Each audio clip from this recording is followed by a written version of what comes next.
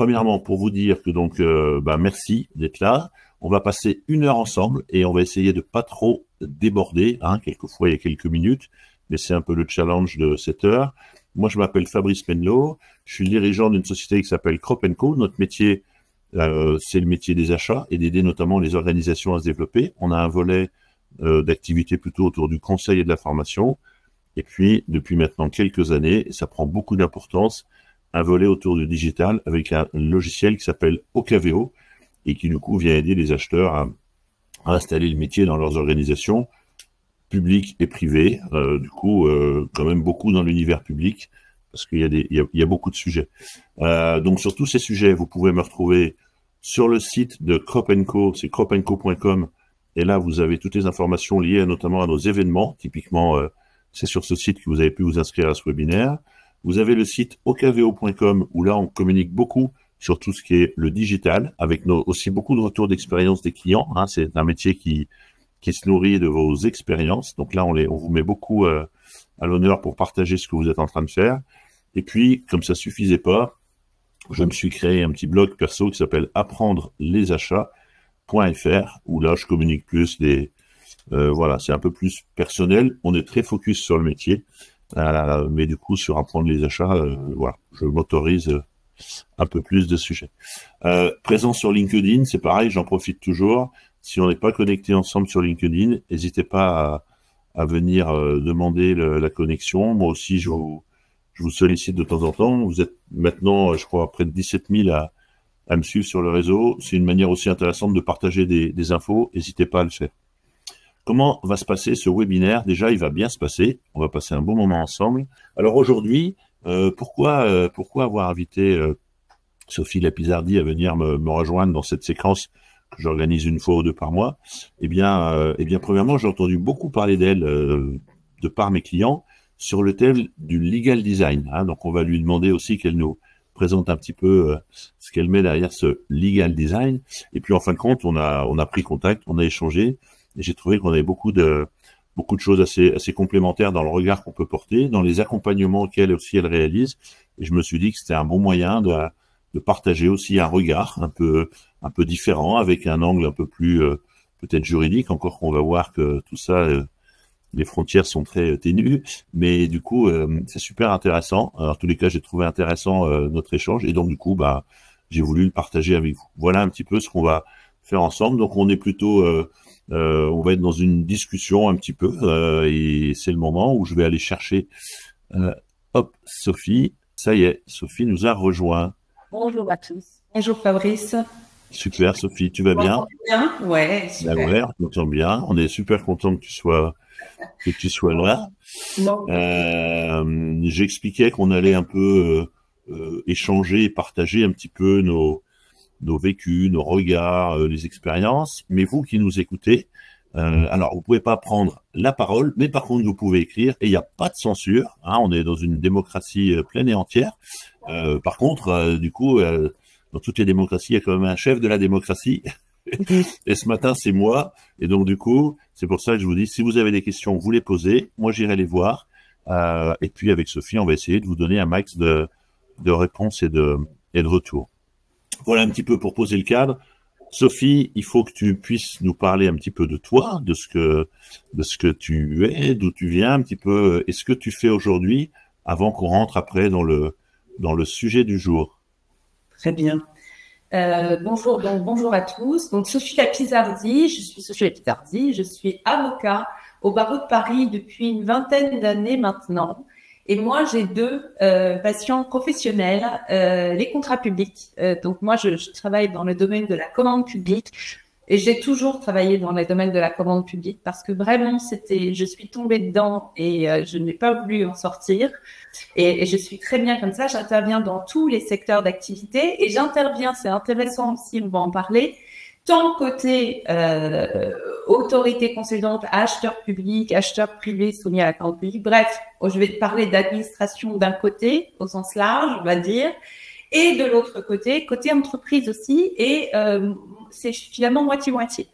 Donc c'est assez équilibré dans mon activité. Ce qui est vraiment fondamental pour moi, c'est vraiment d'avoir ces 2 visions des acteurs de la commande publique. Et puis, je fais du conseil, du contentieux, de la formation, notamment en marché public, de la négociation. Et puis, j'ai développé une expertise et une compétence, d'abord une expertise en legal design.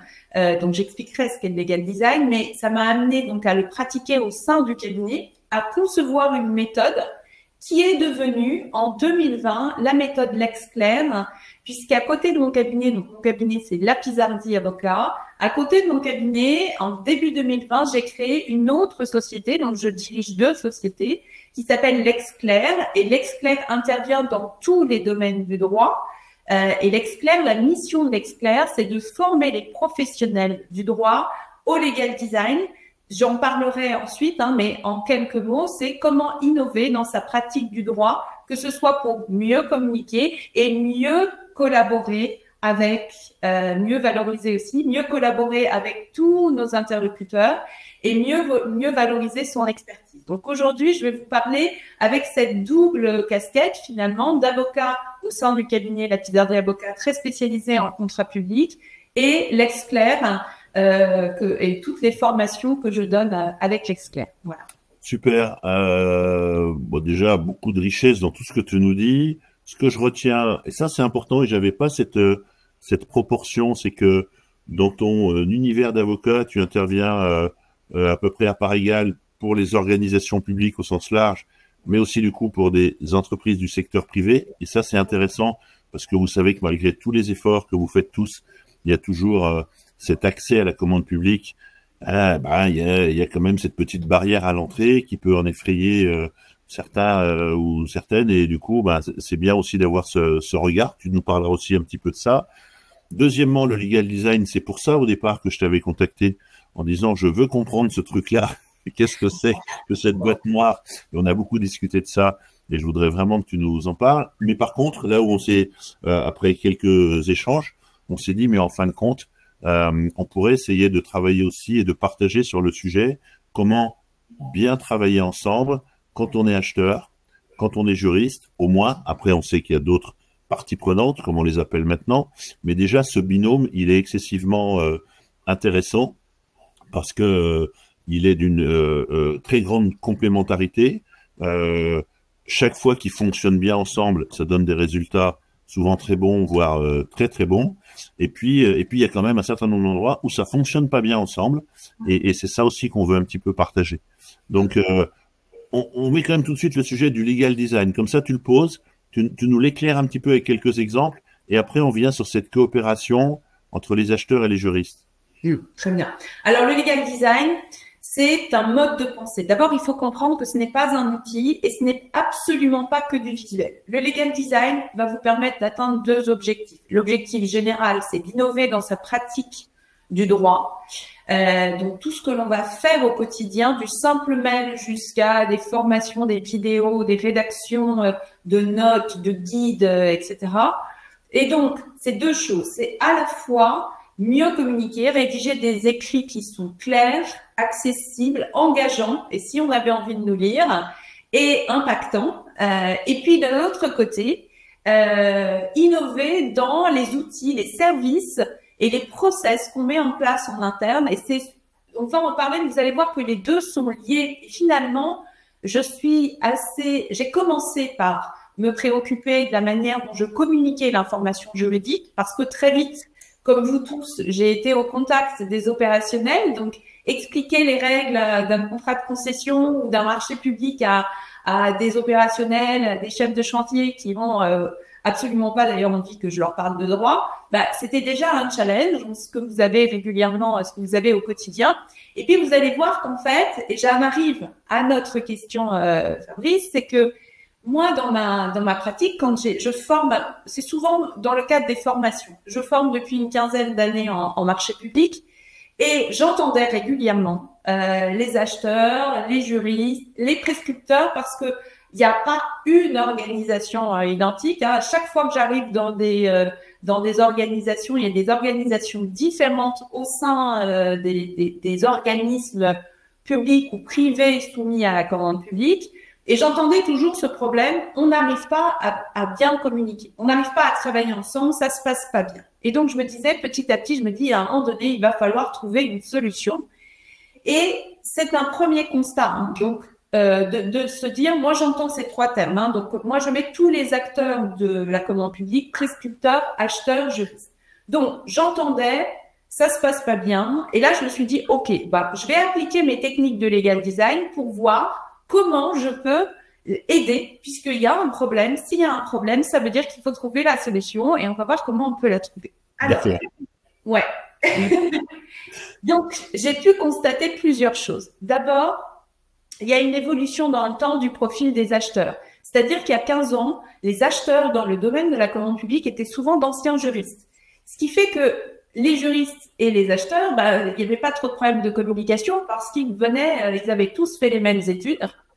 Et ce qu'il faut savoir, c'est que dans nos études de droit, on n'a pas appris à communiquer. On a appris à rédiger, on a appris à présenter, mais on a appris, en fait, à communiquer entre experts. Et on n'a pas appris non plus, j'en profite, ouais. On n'a pas non plus appris les achats. Donc, quand on me dit que les juristes font des achats, dans le meilleur des cas, ils connaissent, ils comprennent, ils ont l'esprit, mais juristes et acheteurs, on est d'accord que c'est bien deux métiers, deux compétences, voilà. Hein. Alors après, on sait que la commande publique, elle vient d'un univers où on voulait sécuriser l'acte juridique, c'est ce qu'on a fait il y a 15 ans, et là, du coup, c'était l'univers des juristes. Et quand on a fait la migration vers la commande publique avec la dimension de la performance, eh bien, du coup, c'est là où on a commencé à installer les métiers un peu différemment dans ce trio dont tu parles, puisque bien sûr, le prescripteur ou l'utilisateur, il faut pas l'oublier. Mais donc, du coup, c'est juste pour dire, il y a bien des territoires différents et pour autant qui sont assez connexes. Je dis ça parce que dans certaines organisations, on rencontre encore, et moi j'en vois assez régulièrement, des juristes à qui on a confié la tâche de dire, tu vas t'occuper bien sûr du marché, donc du coup, mais la dimension achat, elle est pas tellement intégrée, quoi, ou pas toujours intégrée. Complètement. Hein? Donc, là, il y a un vrai bouleversement parce que je constate surtout, alors il y a une accélération depuis 5 ans, où les acheteurs que je forme souvent aussi, j'aime beaucoup vraiment les fondamentaux de la commande publique. Ça, j'en parlerai parce que j'ai même développé un jeu de la commande publique lors de cette formation, un jeu de plateau. Et c'est vraiment, j'aime le faire parce que justement là, on est confronté. Si c'est pas clair, on le voit tout de suite. Et donc, dans le cadre de ces formations, j'ai vu l'évolution des acheteurs. C'est-à-dire que ce ne sont plus des anciens juristes, ce sont principalement aujourd'hui, il y a beaucoup de reconversions. Donc, c'est souvent des prescripteurs qui deviennent acheteurs ou des acheteurs du privé qui viennent dans le public. Donc ça, c'est aussi assez drôle. Et c'est drôle parce qu'en fait, je leur dis, mais parlez-nous de ce que vous faisiez et vous allez voir que vous allez faire beaucoup de choses identiques. Là, ne restez pas figés sur l'idée que le droit de la commande publique va vous interdire de faire un certain nombre de choses. Ça, c'est pas le sujet du jour, mais c'est intéressant. Donc, ça veut dire qu'il y a un changement, il y a une évolution dans le temps. Il y a aussi le fait qu'on donne l'acheteur aujourd'hui, ça doit être un vrai couteau suisse, mais c'est impressionnant. C'est-à-dire qu'aujourd'hui, on voit, dès qu'il y a une problématique, là, on voit dans les dernières semaines, à quel point la commande publique est mise en valeur. On nous dit, il faut qu'on achète français, il faut que, vous voyez, donc, le politique vient très vite chercher la commande publique. Pour autant, on en parlera, la commande publique n'est pas valorisée. Et souvent, au sein des organisations, encore moins. C'est la même chose pour les juristes. Les juristes, si là je reste sur les deux fonctions, les juristes, ils doivent absorber un nombre incalculable de modifications. J'ai compté, depuis avril 2019, le code de la commande publique a été modifié 34 fois. Donc, vous voyez en fait l'accélération pour tout le monde, à la fois les acheteurs qui doivent tout manipuler, RSE, être calés sur l'environnement et sur les règles, un certain nombre de choses, les juristes qui doivent absorber les modifications. On a une évolution de la société aussi. Il faut aller toujours plus vite. Les gens ne lisent plus. Ils ne veulent plus lire. Donc, il faut que ça aille vite. Et même entre nous, et moi, je forme aussi des magistrats. Donc, pour vous dire, là, quand on est entre experts, vous voyez, entre avocats, magistrats, juristes, même les magistrats nous disent, faites plus court, faites plus concis, faites plus visuel parce qu'on n'y arrive plus. Donc, ça vaut évidemment pour tout le monde. On veut que ça aille plus vite. D'accord ? Donc ça, c'est aussi une chose. Ensuite, j'ai le regret de dire, même si les choses s'améliorent, que la fonction juridique et, j'allais dire, le pire, c'est la fonction achat, sont très peu valorisées et je pèse mes mots, au sein des organisations. Alors, ça vient aussi du fait qu'on est sur une fonction souvent vue comme support. Alors là, c'est pas péjoratif de le dire, mais souvent aussi on le voit comme un centre de coût. Et aussi pour une chose, c'est parce qu'on n'a pas appris à communiquer sur ce que l'on fait. Et ça, Alors, on verra. on va se prendre un petit peu juste quelques instants sur ce point-là, parce que ça c'est un point qui est assez central en fin de compte dans tout ce qui se passe pour la suite, que je partage. Hein, il y a bien un déficit de reconnaissance, il est clair, et je pense que dans les origines de ce déficit, tu viens d'en pointer un qui est assez central. On n'a pas appris, en effet, à mettre en avant cette valeur ajoutée qu'on peut apporter, hein, cette contribution, quand on peut l'apporter, parce que quelquefois, on se positionne pas à ce niveau-là. Et puis, je crois qu'on n'a pas appris non plus à expliquer à nos dirigeants, aux élus, ce qu'est la commande publique. En vérité, ils en ont un regard qui est très administratif. Hein, il nous faut un marché, mais quand on parle de besoins, quand on parle de sourcing, quand on parle de marché fournisseur, quand on parle de négociation, quelquefois on a l'impression que on est en train de leur apprendre. Voilà. Donc vous qui m'écoutez, croyez pas que vous allez vous en tirer comme ça. Vous avez un job important, je pense. Certes, de mieux communiquer, et avec Sophie, on va essayer d'éclairer tout ça, mais aussi, je crois que vous avez un des premiers jobs, c'est vraiment de bien percevoir que ceux à qui vous vous adressez, ceux qui prennent les décisions, ceux qui doivent vous faciliter tout ce travail, ils ont une connaissance très limitée de votre métier, et donc vous avez un devoir presque d'éducation qui est excessivement important. Voilà, et parce qu'une fois encore, tous ces dirigeants, alors eux, pour le coup, ils ont jamais appris les achats, hein. Non, ils en ont une vision qui est très limitée. Donc du coup, c'est un axe. Et quand certains d'entre vous que je connais bien le font bien, ça donne de super résultats. Parce qu'en vérité, ils ont envie de jouer. Eux, ça les intéresse d'avoir une commande publique plus performante, qui délivre des marchés plus performants, qui permet de réaliser les travaux dans les délais, qui permet d'optimiser les budgets. Mais encore faut-il leur expliquer que ils sont très partie prenante dans ces résultats. Donc du coup, oui, communiquer mieux, mais aussi expliquer mieux ce qu'est votre métier et ce qu'on peut en faire. Je partage, Sophie, ce regard. Entièrement. La seule chose, c'est que c'est vrai que quand on a été formé sur les bancs de la fac de droit, ben, on nous a pas appris à faire ça. Et on en avait moins besoin avant. Mais aujourd'hui, avec l'évolution de la société, on a besoin d'expliquer ce qu'on fait, on a besoin de communiquer et de mettre en valeur ce que l'on fait. Alors, deux petites choses. Pour ceux qui nous ont rejoints depuis le début, je vous répète que vous pouvez poser des questions et n'hésitez pas à les poser. On va prendre toutes les questions. Donc là, vous avez un onglet questions qui est à votre dispo, hein, et on y répondra. Et avant qu'on me repose la question, oui, il y aura un replay qu'on rediffusera dans quelques jours. Ok, super. Donc tu dis, et là pour le coup, ce qu'on se dit, c'est valable pour le privé. Hein, un directeur général d'une entreprise du privé, il y a des chances qui viennent d'une filière technique, informatique, ingénieur, qui viennent d'une filière financière ou marketing. En vérité, il y a très peu de dirigeants d'entreprises privées qui viennent du métier des achats. Et donc là aussi, le patron d'achat, il a tout un travail d'éducation pour montrer à son DG comment il va pouvoir l'aider à développer la performance. C'est sûr, c'est certain. C'est certain. C'est là que qu'entre en jeu le legal design. Et là, je vais vous expliquer ce qu'on faisait avec le legal design, mais moi, je vais vous expliquer les techniques que j'utilise pour ça. Donc, en fait, moi, je suis partie du legal design sur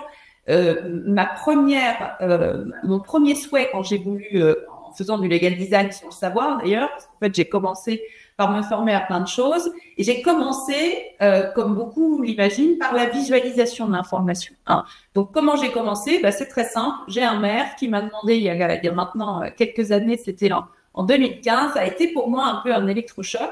Il m'a envoyé 3 pages de notes de sa direction juridique et il m'a dit 3 pages, j'ai pas le temps de les lire.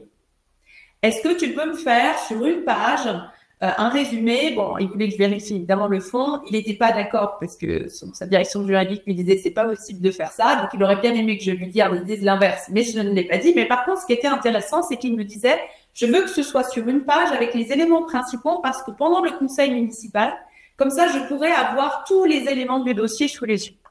En fait, ça a été pour moi une révélation. Je me suis dit, OK, il va falloir, ça fait 15 ans que j'exerce comme ça. Je pensais que j'étais claire, etc. Mais je sens bien qu'il y a une nouvelle attente de mes clients. Et donc, je suis allée me former à plein de choses. Je suis sortie du droit pour aller me former à d'autres choses parce que c'est pas un scoop, mais il n'y a pas que dans le droit qu'il y a de l'information complexe. Donc, c'est intéressant de voir aussi comment les autres font. Et donc, j'ai commencé un parcours de formation par la visualisation, mais très vite, j'ai découvert ce qui va être essentiel pour la suite de ce que je vais vous indiquer là, c'est le design thinking. Cette méthode d'innovation qui est utilisée dans tous les secteurs d'activité et qui a pour caractéristique de partir de l'utilisateur. Et vous savez, l'utilisateur, c'est le grand absent des études de droit. C'est-à-dire, on ne vous dit jamais pour qui vous allez. Alors, on vous parle des magistrats, ça ok. Et même les magistrats nous disent aujourd'hui, on n'en peut plus de la manière dont vous rédigez. Donc ça, c'est déjà intéressant. Mais on ne nous parle pas de l'utilisateur, de notre client, que ce soit un client interne, soit un client externe. Et en fait, ce que j'ai fait, donc, il y a 3 techniques qu'on utilise principalement dans le legal design. Donc, la visualisation de l'information, mais qui n'est pas le premier élément qu'on va vraiment utiliser. Le premier qu'on va utiliser, c'est le design thinking.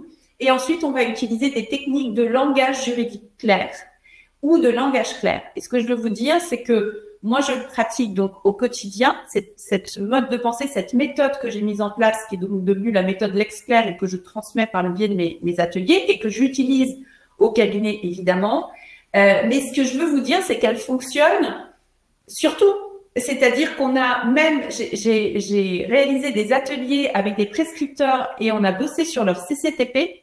Et je peux vous dire, donc à partir du moment où on a une information complexe, ça fonctionne, je peux vous dire qu'en fait, ils étaient très, très étonnés de la dimension que ça donnait. Donc en fait, on va partir de l'utilisateur et c'est ce que j'ai fait. Donc, il y a un problème. Je pars des utilisateurs, j'essaye de comprendre leurs problématiques. Donc, j'avais prescripteur, acheteur, juriste. Et là, j'ai mis en place, en fait, une méthode pour mieux travailler tous ensemble et qui repose sur 3 piliers. Le premier pilier, c'est la posture client. Je vais les développer ensuite. Le deuxième pilier, c'est l'optimisation de la communication. On en a un peu parlé, mais je développerai un petit peu. Et le troisième pilier, c'est l'optimisation de l'organisation. Donc, c'est les 3 piliers que je mets en place quand j'interviens dans les organisations. Donc là, c'est plutôt avec la casquette du cabinet, parce que là, on est vraiment dans le domaine des contrats publics, de la commande publique. Donc, le premier pilier, c'est la posture client. Nous avons donc un vrai problème en tant qu'expert, peu importe qu'on soit acheteur dans la manière dont on communique avec les prescripteurs, juristes, acheteurs, etc., c'est que nous sommes des experts. Et donc, nous sommes frappés de la malédiction du savoir. La malédiction du savoir, elle a été conceptualisée dans les années 80 et en fait, c'est un biais cognitif qui fait que plus on est expert dans un domaine et plus c'est compliqué de l'expliquer à des profanes. Et c'est totalement ce qui se passe. Donc, c'est d'ailleurs pour ça qu'on va mettre en place derrière des techniques de legal design pour apprendre à communiquer. Mais ça veut dire une chose, ça veut dire que d'abord, on va commencer à se mettre en empathie. Et qu'est-ce qui se passe? En fait, ce qui se passe, c'est que les uns et les autres ont besoin d'exprimer leurs irritants. C'est-à-dire on a une phase de ce qu'on appelle de discovery où les acheteurs, les prescripteurs ou les juristes alors, ça dépend. J'organise cette phase un peu différemment en fonction des organisations parce que, comme je vous expliquais, j'interviens dans des ministères, j'interviens dans des établissements publics, des collectivités. Je n'ai jamais la même organisation. Et en fait, ce que je fais, c'est que je fais d'abord ressortir les irritants. Et c'est fondamental. Je pourrais pas bosser ensuite sur tout ce que je vais vous expliquer, les autres piliers après, si j'ai pas fait ressortir ce qui ne fonctionne pas. Et donc, on travaille ensemble et c'est très révélateur. Et ça permet à chacun de comprendre sans jugement. Donc là, il faut créer un climat de confiance. Donc, c'est pour ça que je l'expliquerai. Il faut être aider. Il faut avoir quelqu'un qui vous aide. Et c'est pour ça que moi, je me suis formée à la facilitation et notamment à la facilitation visuelle parce que ça permet aux gens d'exprimer un certain nombre de choses. Donc, on va faire ressortir les irritants. Et puis, deuxième chose, on va aussi faire prendre conscience aux acheteurs, aux juristes, qu'ils ont des clients en interne. Sûrement que pour la majorité d'entre vous, c'est pas un débat. Mais si vous saviez le nombre de fois que j'ai entendu des acheteurs ou des juristes me disent « mais nous, on n'a pas de clients ». Parce qu'en fait, pour eux, les clients, c'était les clients d'un avocat. Mais ils pouvaient pas avoir de clients en interne. Donc, c'était le service Intel, le service Intel, service Timbo, le service... Donc, c'est quand même intéressant déjà de les faire passer dans la posture client. Donc, vous apportez un service à des clients. Et ça permet d'amener déjà une première discussion. Par rapport à ce que dit Sophie, n'hésitez pas à réagir. Est-ce que c'est des situations vécues? Est-ce que ces prises de constat sur justement ces difficultés, vous les avez faites aussi dans vos organisations respectives? Cette notion du client interne, c'est aussi un point qui est important parce que bien souvent, ça c'est la difficulté de cette fonction support. C'est que support, c'est malheureusement pas un très bon terme. Et pour autant, support, ça peut être vu comme une manière très très intéressante aussi. Du coup, voilà, je vois qu'il y a quelques réactions. Est-ce que vous partagez ce regard? Est-ce que vous avez vous aussi aider à faire cette prise de conscience sur le client? Ça peut être intéressant de voir un peu ce que vous en pensez. Sophie, je te laisse avancer et je regarde ce que Nao. Bien sûr. Donc vraiment, ça c'est important cette phase parce qu'en fait, il y a souvent des non-dits. Et puis le fait de poser les choses, donc ça demande beaucoup de pédagogie, mais quand on le fait, c'est extrêmement puissant. Ça permet, alors ça secoue un peu, c'est une phase qui secoue un peu, mais ça permet de partir sur de bonnes bases et de se dire, de toute façon, vous avez compris que quand j'interviens comme ça dans une organisation en me disant, comment on va faire pour mieux travailler ensemble? Et si je déploie les 3 piliers, vraiment l'idée, c'est, on va travailler ensemble, on va collaborer parce que c'est fini, mais je pense que ça, tout le monde est d'accord. C'est fini le consultant qui arrive ou l'avocat qui arrive avec la solution et qui vous dit il faut faire comme ça. Non, en fait, on voit que chaque organisation a ses particularités.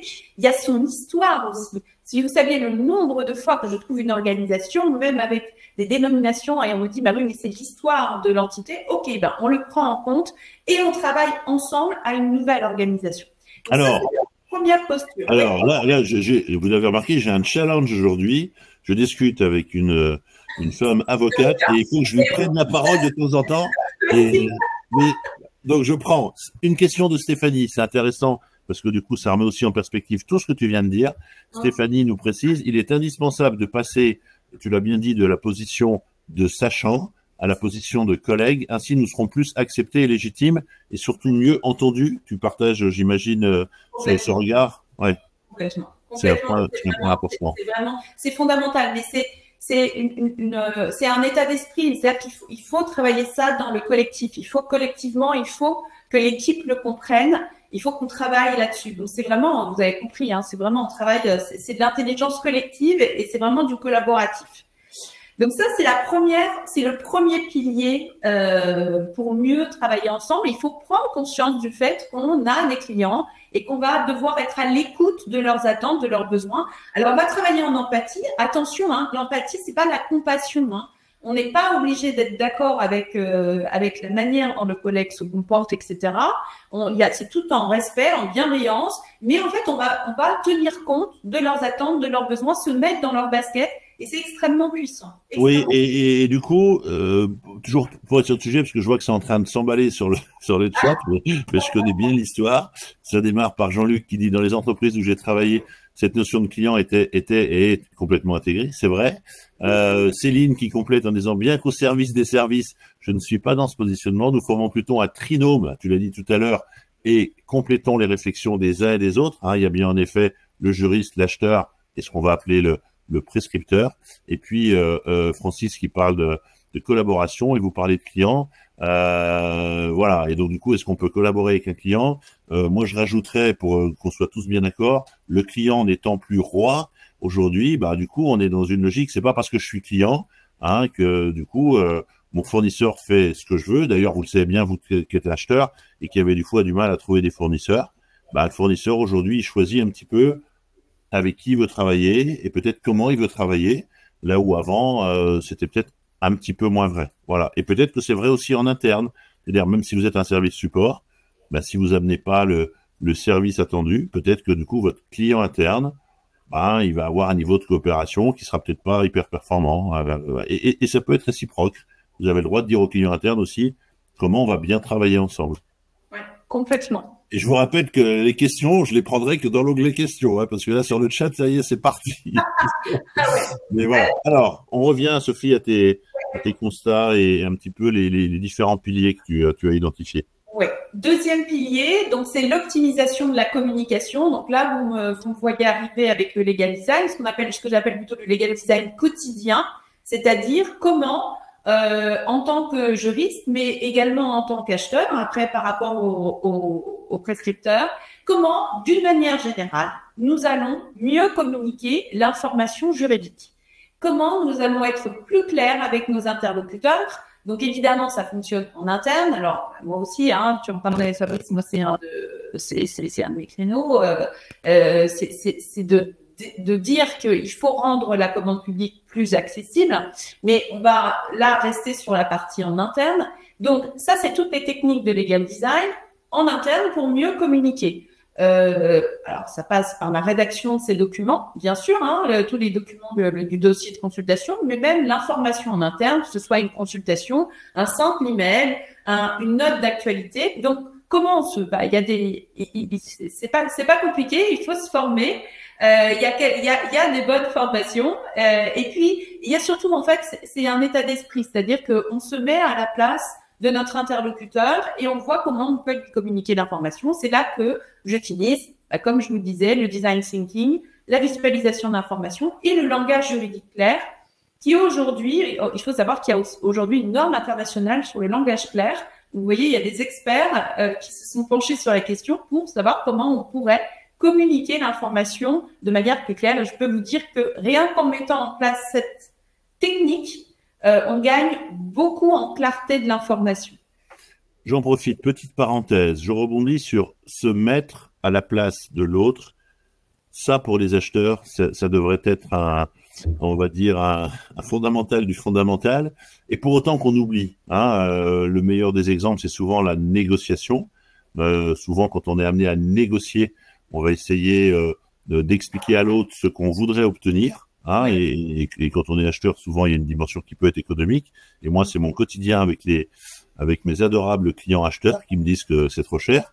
Et quand je leur dis, je peux entendre ça, bien sûr, parlons de votre référentiel, mais surtout, aidez-moi à répondre à la question, pourquoi demain je vous ferai un prix différent? En clair, mettez-vous à ma place et essayez de vous poser la question, qu'est-ce qui ferait que le fournisseur, il accéderait à ma demande plutôt que d'essayer d'expliquer à l'autre qu'il faut baisser ses prix, ce qui est pas souvent très performant. Plutôt, c'est dire comment on pourrait lui donner envie de baisser ses prix et se mettre à la place de l'autre. Je peux vous dire que pour y être confronté régulièrement, c'est très intéressant parce que du coup, là, tout d'un coup, vous apercevez que vous avez un champ des possibles qui s'ouvre vraiment. On est un peu dans cette logique de créativité, d'où l'absolue nécessité de préparer ces négociations. Parce que ça, on peut le faire quand on y réfléchit. Tiens, je vais discuter avec Sophie. Elle m'a fait une proposition pour mes 3 jours de formation. Malheureusement, j'ai pas le budget. Si je lui dis simplement que j'ai pas le budget et que c'est trop cher, c'est un peu court. Par contre, si je lui dis que demain, si on travaille ensemble, je vais en parler à des collègues qui peuvent être intéressés et je vais peut-être lui donner envie de reconsidérer parce que je me suis mis un peu à sa place. Qu'est-ce qu'il ferait? Sophie, c'est sûr que si on lui dit que demain, toutes les personnes qui nous écoutent potentiellement, elles vont lui faire des demandes de formation, elle est peut-être capable d'avoir une offre un peu différente. Et donc, du coup, se mettre à la place de l'autre, c'est vraiment une posture qui est super intéressante dans plein de situations, y compris personnelles. Exactement. Voilà. En travaillant et en apprenant depuis quelques années, donc maintenant j'ai mis en place la méthode, et je me suis dit qu'effectivement, C'est très utile, même à titre perso. Et si vous avez des ados, ça marche bien. Alors c'est la formation de Champions League. Hein. Alors, moi qui ai plus d'ados, qui est plus grand que les ados, ça continue à marcher quand même. Hein. Moi aussi, mais c'est trop grand. Mais ça m'aurait bien aidé il y a quelques années. Alors, une remarque de Claudie, Sophie, qui nous dit, c'est plus une remarque qu'une question, mais du coup on la partage, c'est intéressant. Chacun, donc prescripteur, juriste, acheteur, contribue au projet d'achat et apporte ses connaissances, ses expériences, son éclairage. Ça, je trouve qu'en effet, c'est très intéressant parce que et moi, en tant qu'acheteur, souvent, j'ai plein de très bonnes remarques des non-acheteurs qui ont plein de bon sens dans les approches qu'ils peuvent avoir. Et donc, je trouve qu'il y a une vraie richesse. Et ça aussi, ça veut dire qu'il faut avoir un peu une posture d'ouvrir et d'écoute, de se dire, bah, t'es peut-être pas acheteur, toi, le responsable de la DSI, mais ce que tu me dis, c'est drôlement intéressant et on va s'en servir pour travailler sur notre projet. C'est sûr. C'est souvent les questions les plus challengeantes que j'ai en formation. Ce sont des personnes qui ne connaissent vraiment pas le droit de la commande publique. Et c'est toujours intéressant de voir en fait que ça pose des problématiques qui sont souvent complexes. Hein. Exactement. Allez, il y a une remarque aussi, je la partage, hein, comme ça on va au bout de l'exercice, de Stéphanie qui nous parle. Il y a eu un webinaire apparemment sur la place du juriste au sein de son organisation, proposé par Idealco. On fait de la pub gratuite, non sponsorisée. Les 7 postures du juriste, voilà, été une vraie révélation. Donc en effet, créer du lien, s'adapter, et ça marche. Et ce qui marche d'autant plus, c'est que là, bah, vous avez Sophie qui vous en parle, mais vous avez autour de vous maintenant un certain nombre d'exemples par vos pairs qui l'ont mis en place, qui sont capables de s'exprimer sur le sujet. Donc en effet, c'est des sujets et qui sont valables quelle que soit la taille de l'organisation. Parce que des fois aussi, il y a oui, mais nous, attention, on n'est pas la métropole de machin, on est une communauté de communes, etc. Ça marche quand même. Hein. Il n'y a pas de logique. Complètement. Et d'ailleurs, les 3 piliers, je peux les mettre en place tous les 3, mais en fonction de l'avancée de l'organisation, j'en mets en place qu'un. En fait, on voit, est-ce qu'on travaille juste sur la communication, est-ce qu'on travaille, on va voir ça. Donc, sur la partie communication, donc première chose, c'est de se former. Donc, former toute personne qui a besoin de communiquer de l'information juridique au legal design, pour que on facilite leur communication. Donc ça, c'est une première chose. Ensuite, il faut former les acheteurs et les prescripteurs à la commande publique. C'est nécessaire. Il faut qu'il y ait un vernis minimum de connaissance du droit de la commande publique. Sinon, on ne peut pas travailler ensemble. Et ça, c'est un élément fondamental et ce qui explique aussi les difficultés qui allaient croissant en fonction des années. C'est que, comme ce que je disais, c'est que les acheteurs étaient moins souvent issus du juridique, eh bien, il y avait moins de connaissances du droit de la commande publique et ce qui créait de vrais problèmes de communication. Donc, il faut mettre ce vernis de connaissances. Ça, c'est fondamental. Alors, bien sûr qu'en coopérant, on apprend, mais il faut quand même que les fondamentaux, les bases soient fixées. Et il faut aussi que côté juriste, il y ait une formation régulière. Quand on voit 34 modifications du code depuis le 1er avril 2019, bien sûr. Mais je pense qu'aussi, il faut qu'il y ait une formation sous l'angle risque pour que le juriste puisse être à même de quantifier le risque. Parce que c'est souvent ce que j'entends en fait au sein des organisations, c'est de me dire, OK, ben, on sait, il y a une irrégularité dans notre procédure. OK, quel est notre risque? Il est où notre risque? Et ça, c'est pas facile à apprécier. Alors nous, en tant qu'avocats, bah, c'est ce qu'on nous demande régulièrement de faire. Et c'est aussi important quand il y a une demande qui est faite en interne, de connaître les risques, de savoir comment le contentieux fonctionne, hein, notamment le référé précontractuel, parce que on peut avoir en fait des solutions à apporter en interne. Donc vous voyez, il y a de la communication, de la formation. Alors tout ça, ça se fait ensemble, c'est-à-dire que il y a des formations de part et d'autre, et ensuite il y a aussi une volonté de valoriser la fonction achat. Et c'est là que va entrer la communication de l'institution et de l'organisation en interne, c'est-à-dire la direction juridique. Moi, j'encourage même les directions achat, marché, peu importe comment vous l'appelez, les directions qui sont en charge de l'achat, à vous créer votre propre identité visuelle. Alors, vous me direz, c'est pas l'élément essentiel. Bah oui, mais en fait, finalement, ça participe de l'idée de, on va mettre en avant ce que l'on fait. Donc déjà, on se crée une identité visuelle, on se crée une mission. Quelle est notre mission au sein de l'organisation? Et on communique régulièrement sur ce que l'on a obtenu, ce qu'on a réussi à faire, ce que la direction a permis de faire. Et ça, je le vois très rarement. Alors que les directions font énormément, que ce soit le juridique, que ce soit l'achat, les marchés publics, peu importe. En fait, il faut apprendre à communiquer ensemble sur la plus-value qu'on apporte. Et l'exercice que vous pouvez faire entre vous, parce que du coup, il est souvent très symptomatique, toujours pareil, je me mets à la place d'un nouvel arrivant que vous allez croiser et qui vient vous voir et qui va vous demander qu'est-ce que vous faites? C'est quoi un acheteur? Je vais prendre le costume de l'acheteur. Bah, il faut qu'en 1 minute, vous puissiez lui expliquer c'est quoi votre job, c'est quoi votre mission, en quoi vous allez être utile. Et quelquefois, ce petit exercice tout simplement de se présenter et de manière un peu homogène, bah, il n'est pas évident. Et moi, je vous encourage à réfléchir un peu. Je suis d'accord, hein, on dit toujours, ah, c'est pas ça le plus important. Bah, je sais plus maintenant, parce qu'au début, je disais un peu comme toi, c'est quand même important. Mais je me dis, mais en fin de compte, si déjà ça, on n'arrive pas à le faire entre nous et à être clair, alors comment, auprès des autres, on va se positionner, on va amener de la valeur, on va dire aussi que c'est pas parce qu'on est aux achats qu'on va travailler sur tous les projets. Maintenant, c'est plus vrai. On n'en a plus les moyens. Donc aujourd'hui, ben, on s'organise, on met du relief dans nos sujets, on en traite certains avec plus d'énergie que d'autres parce qu'ils ont plus d'impact que d'autres ou plus de risques. Mais ça, encore faut-il qu'entre nous, acheteurs, et avec les équipes de la commande publique, on soit bien au clair de ces missions. Ce qui n'est pas toujours évident de partout, quoi. Hein, voilà. Complètement. Donc, c'est vraiment apprendre à communiquer en interne pour ensuite développer ce que j'appelle la marque acheteur, parce que ça, je pense que c'est fondamental que l'organisme en tant que tel développe sa marque acheteur. Et ça, là, on est vis-à-vis de l'extérieur, vis-à-vis des entreprises, des candidats. Et c'est là qu'en fait, on fait des formations où on réunit des sessions de travail, où on réunit tous les intervenants à l'achat et on les fait travailler sur un dossier de consultation et notamment les CCTP, les CCAP, le règlement de la consultation. Mais en fait, il faut d'abord qu'on travaille la communication en interne pour ensuite pouvoir développer la communication à l'externe et vis-à-vis des entreprises. Donc ça, c'est le deuxième pilier. Et puis le troisième, c'est l'optimisation de l'organisation.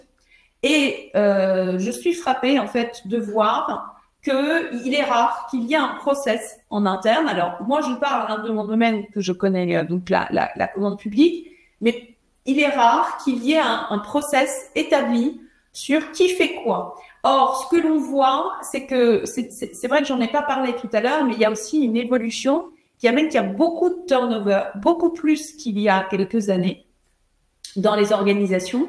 Et s'il n'y a pas de process, ben c'est la catastrophe parce qu'en fait, plus personne ne sait ce qu'il doit faire. Ça amène à chacun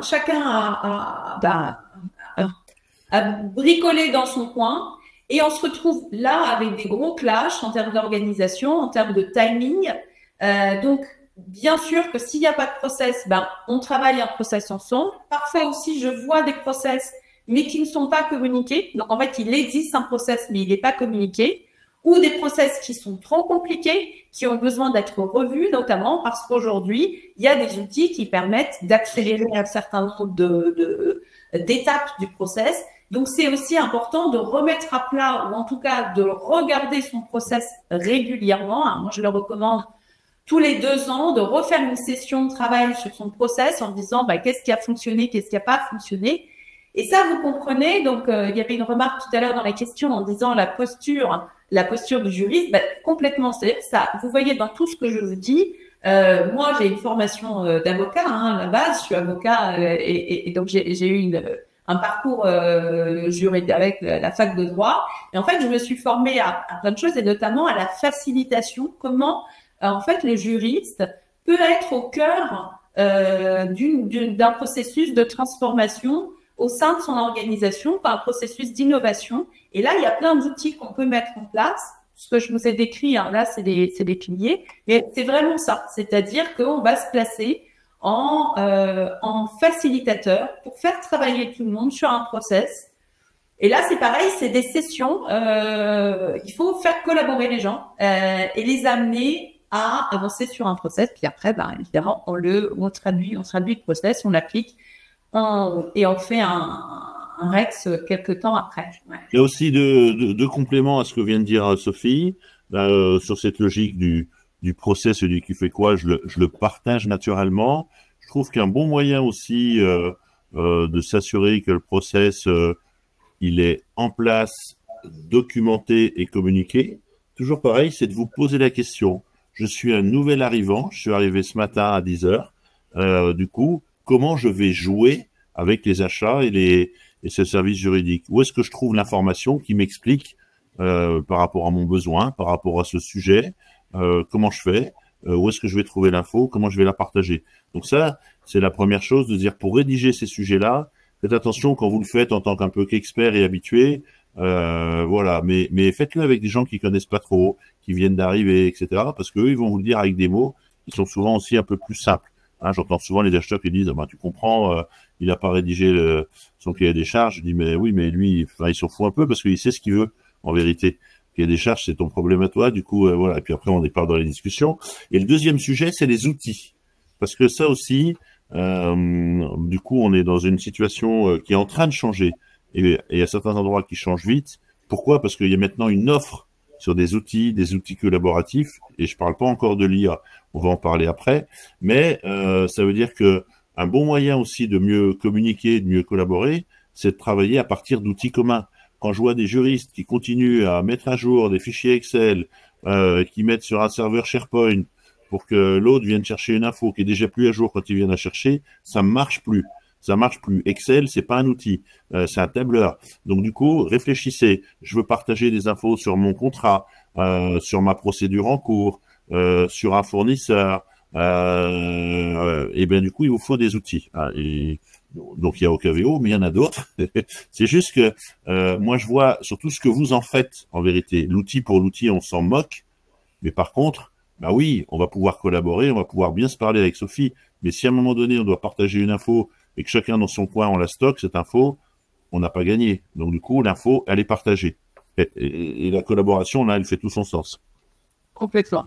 Et c'est tout l'objet de ces sessions de travail sur le process, parce qu'on travaille donc sur le process en tant que tel, sur les outils qu'on va utiliser. Et c'est vraiment l'idée de poser à plat ce qu'on va faire ensemble, comment on va mieux collaborer ensemble. C'est fondamental. Donc ces trois piliers. Donc je le répète, la posture client qui peut être, pour je regardais les commentaires, qui peut être évidente dans certaines organisations, mais je peux vous dire que dans la plupart, moi vraiment, au sein des organisations, j'ai vraiment un panel de clients très diversifié. Donc je vois et j'entends très peu cette culture, la posture client. Donc posture client, optimisation de la communication, optimisation de l'organisation.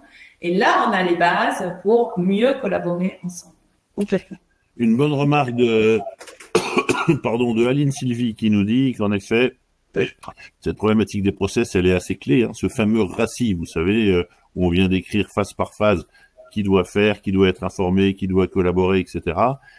C'est une des bases de la collaboration parce qu'en effet, on va venir se dire qu'est-ce que je fais, qu'est-ce que j'attends de toi, qu'est-ce qu'on va faire ensemble. Voilà, la démarche contractuelle, on peut imaginer que c'est quand même l'acheteur qui va un peu imaginer ce qu'il veut faire en termes de stratégie, mais toi, juriste, tu vas m'aider à le mettre en œuvre, et ça peut être une discussion qui se nourrit. Donc, c'est absolument clair de vous poser la question. Voilà, il faut le documenter, et ça peut être simple. Hein, on ne demande pas d'écrire une procédure de 12 pages. Et en plus, on le fait avec les techniques de visualisation dont tu parles, ça peut être un schéma assez sympa qui permet de fonctionner, de communiquer et de répéter régulièrement parce qu'il y a du turnover. Tu le disais. Alors, turnover, c'est déjà bon signe. Ça veut dire qu'il y a des équipes. Des fois, il y a des manques d'équipes. Après, les équipes, elles tournent pas. Mais du coup, quand il y en a, c'est vrai qu'elles changent plus souvent qu'il y a quelques années en arrière. Et donc, vous êtes obligé en permanence de revenir sur ces leviers de communication. C'est sûr. Et je le vois, juste une précision aussi, c'est que moi, je le vois au stade du contentieux, parce que bon, il y a des contentieux et c'est un droit des entreprises notamment de présenter un référé précontractuel. Et je vois à ce stade-là, je vois tout de suite s'il y a une bonne communication entre les juristes et les acheteurs. Je suis souvent saisie par les juristes et là, je vois tout de suite et je vois si on me dit tout ou pas. côté acheteur. Il peut y avoir eu des problèmes au stade de la procédure. Et en fait, c'est là où je vois vraiment, est-ce qu'il y a une bonne collaboration entre eux? Et c'est rare, je dois le dire, c'est rare qu'il y ait une bonne collaboration, une bonne communication. Et ça peut être un vrai problème parce que si moi, en tant qu'avocat, je découvre les problématiques au fur et à mesure de l'analyse du dossier, sachant qu'un référé précontractuel, ça peut aller très, très vite. C'est très vite, hein, c'est très court en termes de délai. Si je découvre les problématiques au fur et à mesure, voire pire, à l'audience, c'est en défaveur de l'organisme en tant que tel. Donc, c'est vraiment fondamental, cette communication, y compris pour les intervenants extérieurs comme moi, à l'extérieur. Sophie, une question de Simon qui nous dit, avez-vous un exemple de communication basée sur le design thinking et ou legal thinking à partager?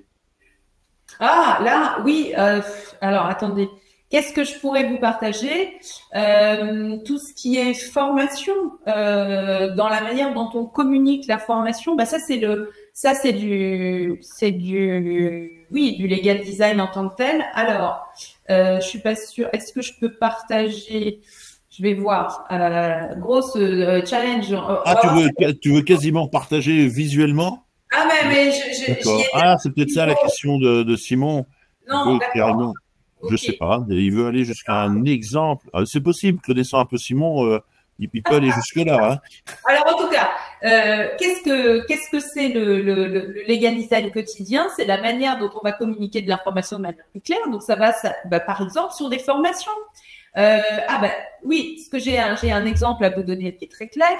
C'est former des prescripteurs ou des acheteurs débutants aux fondamentaux de la commande publique. Je le fais régulièrement, souvent sur 2 jours. Je vais d'ailleurs faire ça demain et après-demain. Je me suis dit à un moment donné, on sent que les gens, 2 jours à être assis, à écouter, on a beau faire beaucoup de choses, etc. À un moment donné, c'est quand même pas évident de rester attentif. Et donc j'ai créé, vous voyez, en fait, en partant des techniques de design thinking et de legal design, je me suis dit, je vais créer un jeu de plateau autour de la formation. Donc en fait, la formation est construite autour d'un jeu de plateau dans lequel les participants sont en concurrence. Je crée en général 2 ou 3 groupes qui sont en concurrence pendant les 2 jours de formation et qui, évidemment, tout ça est lié à la formation en tant que telle. Ils répondent à des questions, ils ont des challenges, etc. Donc, j'ai gamifié, en fait, mes formations. Et ça, vous voyez, ça fonctionne. Et ça, c'est des techniques, pareilles de legal design, de design thinking, où on va se mettre à la place de nos de participants aux formations et se dire comment on peut créer plus d'engagement dans nos formations. Donc, je te confirme que Simon aurait bien apprécié. Et il aurait aimé, ouais. Et oui, Simon. Alors, si jamais on n'a pas le temps de le faire maintenant, on essaye de se dire que quand on va diffuser le replay, on va rajouter 1 ou 2 illustrations visuelles de ce que tu mets quand tu parlais tout à l'heure. Parce que j'aime bien l'idée de la page unique, synthétique. Pour tout vous dire, nous, souvent, chez Kropenko, quand on aborde des problématiques clients, on essaie de se dire, sur une page, voilà, c'est quoi les enjeux, les objectifs, la problématique, et comment on raconte l'histoire de ce qui va se passer sur une page. C'est un exercice qui est très intéressant parce que forcément on a une contrainte et du coup là on peut commencer à se dire chaque mot il est vraiment pesé, des fois un peu dessiné, et c'est une approche qui est assez intéressante. Sophie, je vois l'heure qui avance. Est-ce que quand tu interviens chez tes clients que tu accompagnes dans ces logiques un peu de transformation, c'est des programmes qui en combien de temps, en clair, une fois qu'on a fait ce constat, ça marchait pas très bien, on peut estimer avoir une évolution visible qui produit des résultats? Alors, est-ce que c'est on a des résultats. Donc, il y a la première phase qui est la phase des irritants, qui donne un premier résultat, c'est une prise de conscience. Donc ça, au collectif. Donc ça, c'est une première chose, mais ça, c'est la prise de conscience. Et ensuite, l'amélioration de la collaboration, on l'a dès la mise en place du 2e pilier sur la communication. C'est-à-dire qu'à partir du moment où on forme déjà les prescripteurs à ce minimum de vernis de la commande publique, qui est indispensable, c'est-à-dire le quotidien ne permettra pas d'avoir ces fondamentaux. Il faut vraiment, alors c'est par des phases de demi-journée, parce que là on est vraiment sur des circuits courts. On peut faire des 2 jours de formation, mais en général ce qu'on fait c'est par demi-journée quand on intervient comme ça. Là il y a déjà, ça va déjà beaucoup mieux. Alors là où ça va très clairement beaucoup mieux, c'est quand on met en place là, le troisième pilier qui est l'optimisation de l'organisation et on a cette fameuse journée de co-création du process. On va travailler ensemble sur le process qu'on va mettre en place. Là, très clairement, il y a et là, ça améliore le quotidien tout de suite. C'est-à-dire que les retours clients, c'est avant même que le process soit posé sur papier et qu'il soit mis en place au sein de l'organisation, il y a déjà une amélioration. C'est-à-dire qu'on voit déjà dans la pratique des uns et des autres que ça se passe beaucoup, beaucoup mieux. Hein. C'est immédiat, vraiment immédiat parce que on a travaillé ensemble, on a exprimé nos frustrations. Alors, je vais essayer de partager. Et sinon, je sais pas ce que je peux partager. Une présentation, un document, l'écran. Ouais, alors ça va être compliqué de partager l'écran. Alors, ce qu'on fera, c'est que ça va être compliqué parce que là, je vais vous partager l'écran, ça va être difficile. Alors, première chose, même si le legal design ne se résume pas à ça, vous avez sur le site du cabinet et sur achat public aussi, vous trouverez sur achat public des infographies sur les fondamentaux de la commande publique. Donc ça, c'est un petit peu c'est mon passe-temps pour tout vous dire. J'aime bien faire des infographies. Donc là, j'en ai sous les yeux, mais vous les trouverez. On mettra peut-être le lien vers mon site sur les 3 catégories de marché public, la terminologie qui est liée aux candidats, qu'est-ce que recouvre le marché public. Et je travaille avec des métaphores, par exemple, pour expliquer que le marché public, le contrat, c'est comme un gros millefeuille. Il y a beaucoup de couches puisqu'il y a beaucoup de documents qui sont réunis dans un document contractuel. Et donc, je joue sur les métaphores et je joue avec des infographies pour communiquer de l'information. Mais on peut aussi travailler sur les formations, avoir des formations. On a travaillé sur des formations, par exemple, sur le CCAG maîtrise d'œuvre. On a travaillé sur des formations. Bref, vous allez avant tout voir du visuel, mais c'est bien plus que du visuel. C'est de la restructuration d'informations, c'est de la rédaction en langage juridique clair. Et puis, dernière chose, ce que je fais régulièrement, c'est legal designer des dossiers de consultation. Et si notre règlement de la consultation était plus clair, alors là, on est à destination des candidats, mais il y a énormément à faire. C'est un super terrain de jeu, le règlement de la consultation, pour revoir la rédaction de ces documents. Et puis, je fais travailler sur les CCTP et les CCAP, je fais collaborer. Je peux vous dire qu'en termes de définition du besoin, c'est incroyable la prise de conscience à la fois des prescripteurs, des acheteurs, des juristes sur le fait que souvent, il y a des trous dans la raquette dans leur dossier de consultation et que se mettre à la place des candidats, ça peut apporter beaucoup de choses. Et ça nous permet d'avoir des offres plus compétitives. Sophie, on va arriver sur la fin. Je voulais juste, peut-être pour compléter ce qu'on s'est dit, hein, donc on a noté ce travail sur les irritants. Ça, c'est valable d'une manière globale. Quand on veut améliorer les choses ou les faire évoluer, le point de départ, c'est quand même la situation de départ et qu'est-ce qui fonctionne pas bien. Deuxièmement, dans les piliers dont tu nous parles, cette considération du client interne, le travail sur la communication, les process et l'organisation. Voilà, tout ça, c'est autant de bons ingrédients qui vont vous permettre d'embarquer une évolution. Est-ce que, alors que je vais aller chercher peut-être une dernière question, allez, une question de Bernard pour terminer. Former les juristes publics à la notion d'évaluation de risque n'est-il pas un préalable pour les sensibiliser à la prise de risque acceptable pour la gouvernance? Qu'est-ce que tu penses de cette question? En clair, cette formation à la notion de risque, c'est vrai que quand on s'adresse à un juriste, on veut qu'il nous aide à sécuriser, mais quelquefois, il y a un petit dosage entre l'excès de sécurisation et puis la performance, on le sait bien. Voilà, des fois, pour gagner des courses, faut pas toujours rouler au milieu de la route, mais faut essayer de pas trop prendre les virages à la corde.